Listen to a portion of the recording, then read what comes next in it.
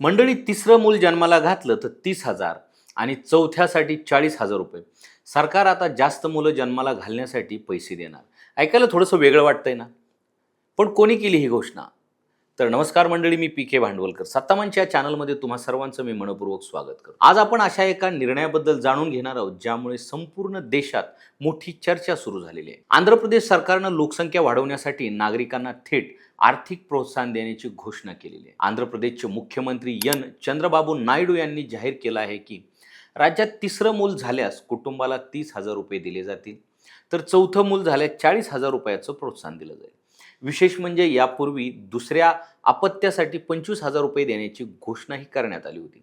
एका सभेत बोलताना नायडू म्हणाले की आजकाल अनेक जोडपी फक्त एकाच मुलाला प्राधान्य देत आहेत. कमी होत चाललेला जन्मदर भविष्यात राज्यासाठी मोठी समस्या ठरू शकतो.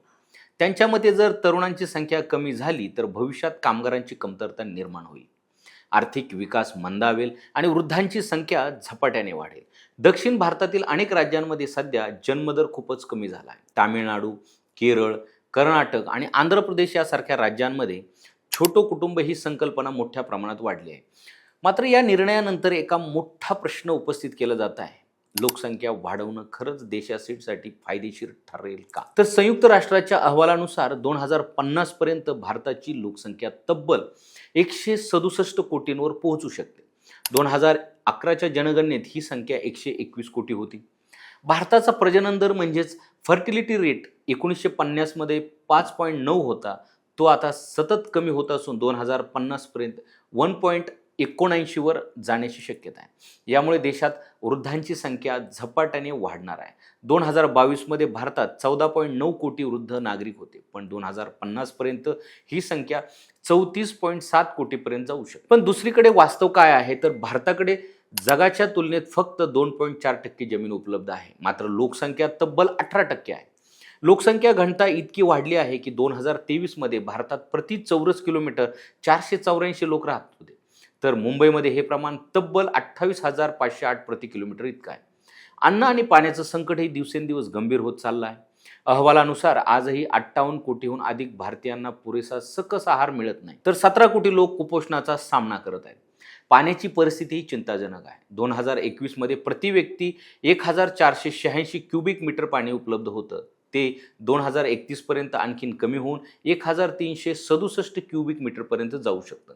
नीती आयोगाने इशारा दिला आहे की 2030 पर्यंत दिल्ली, बेंगळुरू आणि हैदराबाद सारख्या 21 शहरामधील भूजल संपण्याची शक्यता आहे. घरांच्या समस्येकडे पाहिलं तर 2050 पर्यंत जवळपास 95 कोटी लोक शहरांमध्ये राहतात.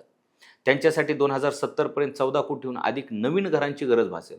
आरोग्य व्यवस्थेची स्थितीही काही फार चांगली नाही. 2000 साली प्रति 1000 लोकांमागे 2.1 हॉस्पिटल बेड उपलब्ध होते. 2021 मध्ये हे प्रमाण घटून 1.6 वर आलं होतं.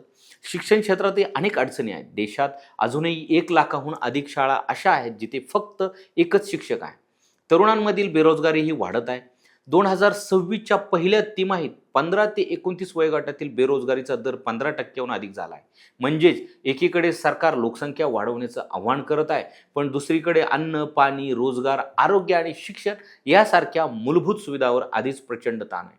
आता सर्वात मोठा प्रश्न असा आहे, भारताचा खरंच अधिक लोकसंख्येची भारताला गरज आहे का? की आधी उपलब्ध संसाधनाचं योग्य व्यवस्थापन करणं अधिक महत्त्वाचं आहे? या निर्णयामुळे आता देशभरात मोठी चर्चा सुरू झाली. तर मंडळी, तुम्हाला काय वाटतं की हे आम्हाला कमेंट करून सांगा आणि सत्ता मंचच्या चॅनलला सबस्क्राईब करा आणि सत्ता मंचच्या इन्स्टा पेजला फॉलो करायला विसरू नका.